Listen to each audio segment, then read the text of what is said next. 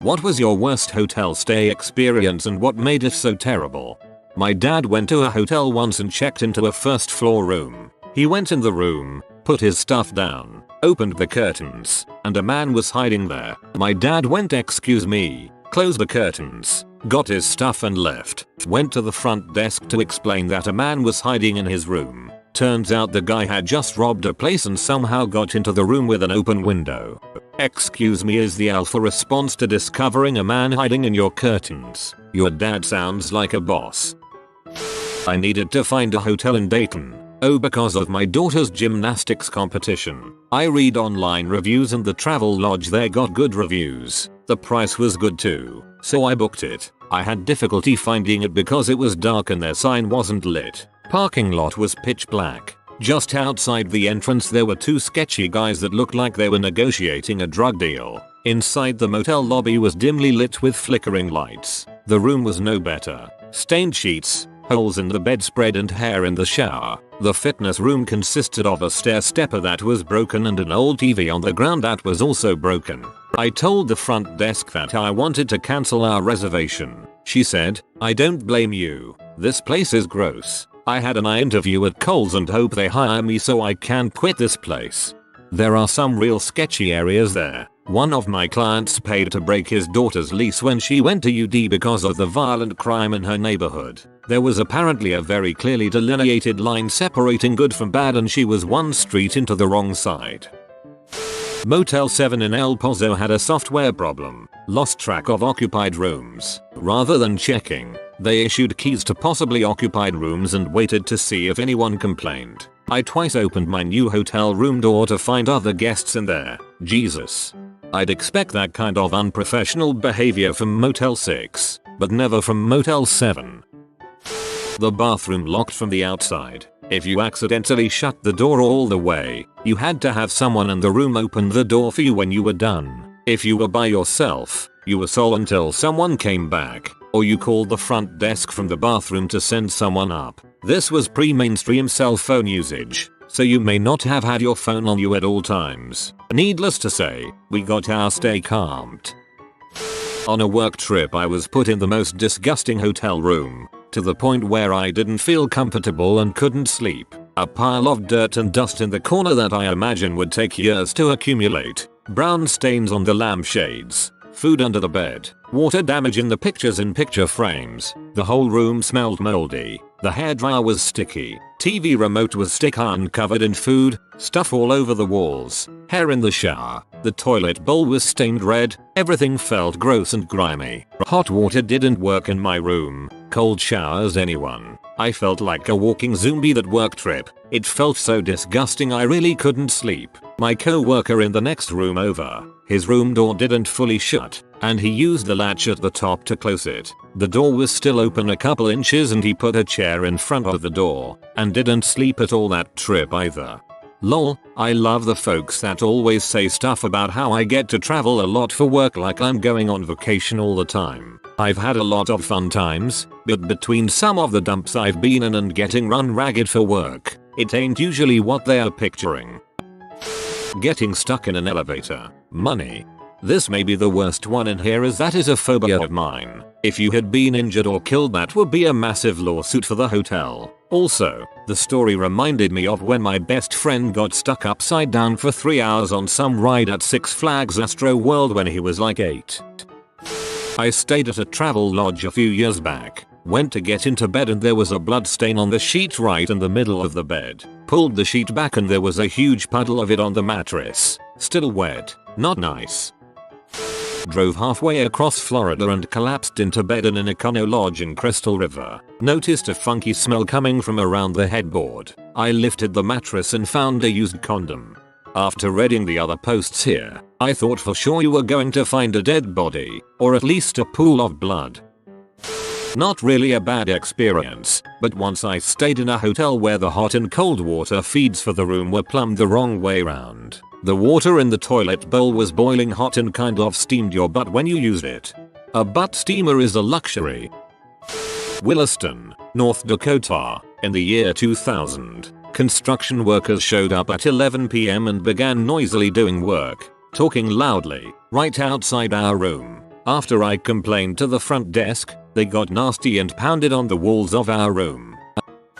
Checked into a casino hotel in Shreveport, put our stuff in the room and then went to the casino. Came back hours later and could not get into our room. Traipsed to the front desk to find out why the card key was not working. Was informed that our room had to be exterminated due to an infestation. When I inquired what type of infestation, I was told that the desk clerk was not allowed to divulge that information.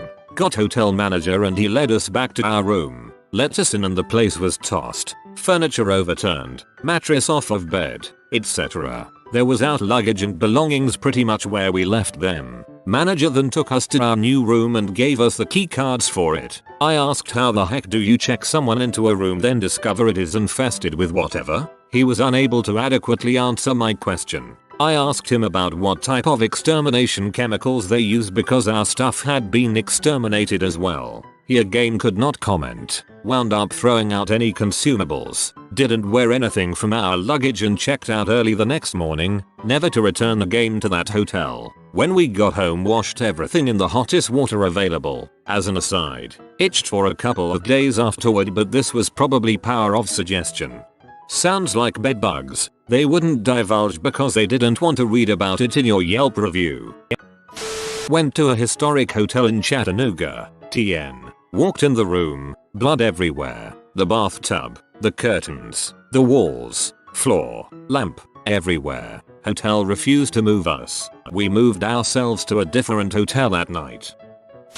Happened over Christmas time in China. Came back to the hotel after dropping my boyfriend off at the airport, so was clearly not in the best mood, only to find a lot of my belongings moved around the room and items missing, including my passport. There was food that she moved into the bathroom, my deodorant was in the shower and my shower gel was on the TV cabinet. Things were taken out of my suitcase and other items were put into my suitcase. Jewelry was on the floor, etc. Just really random stuff had been moved. I had to go to reception and try to speak Mandarin. I was studying and explain the situation. My passport was the main issue and I managed to get it back, but I had gifts from my mum that were thrown out. Turns out the cleaner had taken my passport with the sheets to the laundry room, which is crazy as it was actually in a cupboard. No safe available. Checked out 2 weeks early and got a refund for all the missing items. She admitted to throwing them away, but she wouldn't say anything about why she had gone through my things or why she had moved anything.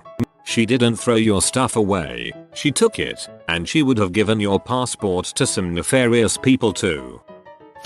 A few years ago I was staying at a hotel on the Las Vegas Strip and they had construction going on. Construction related faulty wiring or something kept causing the alarm to go off. False alarm. And periodically a recorded voice would say there was some kind of incident and to stay in your room until otherwise notified. All night long. Couldn't get any sleep and I had to get up early and work all day. I was dragging. All night long. All night.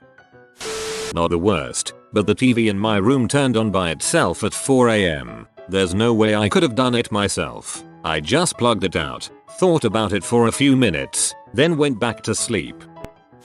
Went to an MTG tournament in Baltimore. Stayed in a Motel 6 because we couldn't get our crap together and get a room at a decent hotel sooner. The place was about a block from the light rail, which went right to the convention center. That was about the highest point of the whole trip. Apart from food poisoning and my binder worth a few thousand getting stolen, the room had a decided dip in one corner where I'm sure the floor was rotting away. When it rained, the bathroom started to leak through the light fixture, and our bonehead roommate put all the towels underneath it instead of, I don't know, the garbage can. Which meant we couldn't dry off too well the second day. I know it was more or less our own fault for not acting faster before hotel prices jumped, but the place was a shithole even by Motel 6 standards.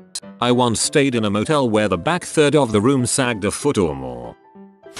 Mine was so bad we left. I was about 6-7 and we got a late start on the 8-hour drive to Orlando, so my parents decided to make a stop at a hotel. Well, we get to the room and everything felt off. They brought in a folding bed for me and the blankets and sheets looked faded from age and disuse. Look in the bathroom and there was 4 spider webs in the shower and roaches all over the place. Parents checked the main bed and there was bugs and hair under the blanket. We noped out of there in less than 30 minutes and got our money back. 97 was a wild time apparently.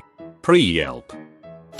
I caught an Uber to my Airbnb, which was a little guest house next to the host's main house in Florida. I guess they were confused about hearing a car pull up but seeing an empty driveway. I was confused because they forgot to put toilet paper in the bathroom. We were both confused when they walked into the guest house to see me butt naked walking across the living room to get some paper napkins from the kitchen. We, of course, both rated each other 5 stars.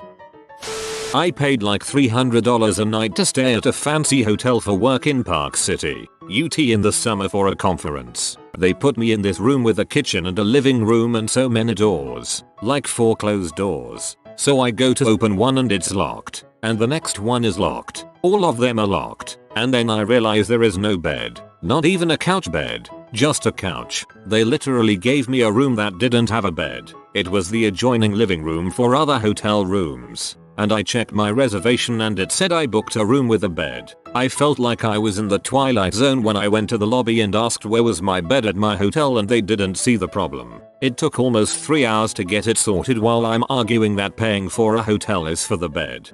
I'd think that a bed would be number 1 on the list of things needed for a hotel room. 1. Bed. 2. Locking door. 3. Lights. There's a hotel in the north of England calling itself a castle hotel, like that's a genius piece of marketing that is so bad it's almost comically good. It used to host some events I went to, so staying there was more simple, but it really was a lottery every time you stayed there. I'll compile a small list of just some of the issues. 1. Sea view room, where the sea could be seen, just over one of the towers if you pressed your face against the window at just the right angle. 2. Twin room with skylight. Skylight turned out to be very thick white plastic and was the only source of light in the room other than a bedside lamp. The skylight also leaked directly onto one of the beds. 3. Triple room, except the third bed overhung the bathroom door, meaning you either propped it shut and had to move the bed every time you wanted to go in or just leave it open the whole time. 4. Bedbugs experienced in various rooms. 5. Breakfast included food I'm fairly certain was formerly on display in a kitchen furnishing store. 6. The area near the bar hadn't had its carpet changed in what seemed like 40 years, so smelt of stale beer regardless of the time of day. 7. To take advantage of the sea views, there were glass, plastic, hallways. As it was plastic and poorly fit, it leaked and stunk of mold. It was also freezing in those parts. It's just a bizarre place. It's like stepping back in time to the early 90s in the least positive way possible.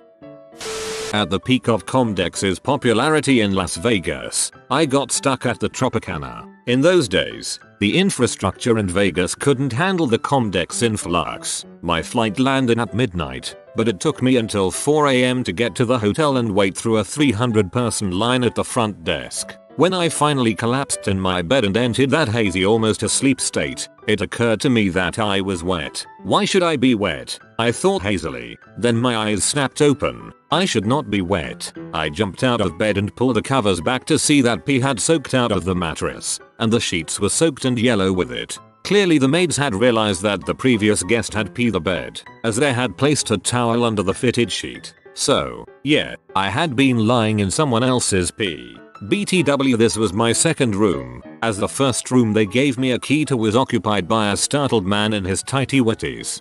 WTF is Comdex.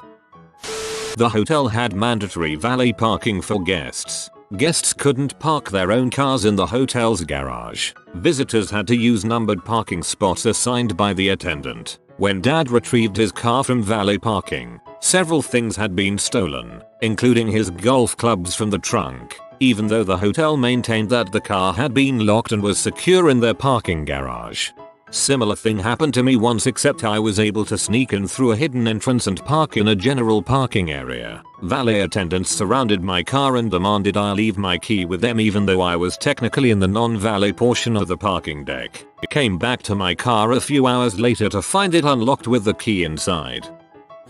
I was about 4 at the time, so this is mostly based off my siblings' stories, even though I remember a few still shots. We were at a hotel with some family friends and their kids, 5 kids total, us included, ages 4-13. Parents put us all in the same room to chill in the evening as they went out to do adult things. probably a fancy dinner, was chilling on the bed watching a movie, and then all of a sudden we heard a loud noise, the floor vibrated a bit, and then, I crap you not, hundreds if not thousands of mini spiders started flowing up the walls, in from two of the bottom corners in the room. After a butchered attempt to defend our ground by using marshmallows and ice cubes as projectiles, we huddled up in the bathroom where we had the bottom of the door sealed with a towel. I slept in the bathtub with my sister that night. There were no phones to call for help. This was before kids teens ever had cells, and we were very clearly instructed to not leave the room under any circumstances. We took those instructions a bit too seriously.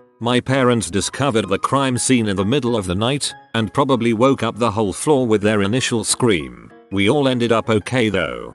This reminds me of a motel we stopped at in Florida when we were kids. My parents ordered pizza, and when they opened the door for the delivery guy, a stampede of tree frogs came hopping in the room. I remember my sister and I standing on the bed screaming as my dad was bailing out what seemed like hundreds of frogs. Stayed at a Holiday Inn in Toronto, and the rooms around us were doing something, a party, or dealing drugs or something, but a lot of noise, a lot of people coming and going, and a lot of people slamming doors. We called front desk a dozen times and they didn't do anything. Kick them out, move them to another floor, something. I shouldn't leave a hotel wishing I had just driven home instead. Incredibly frustrating. I have a pretty low bar for hotels. I want a comfy bed and some quiet so I can sleep. That's it. Don't care that much about Wi-Fi, TV, fancy amenities, etc. I'm just here for a good night's sleep, and I don't think we went longer than 30 minutes with a wall-shaking door slam. Same. I travel a lot for work and will tolerate some minor stuff. For a work travel hotel though, providing a decent sleeping environment sort of falls into you had one job territory. You have been visited by the romantic doggo. Comment love is magic so you never fall in the friend zone. Like and subscribe, you magnificent person.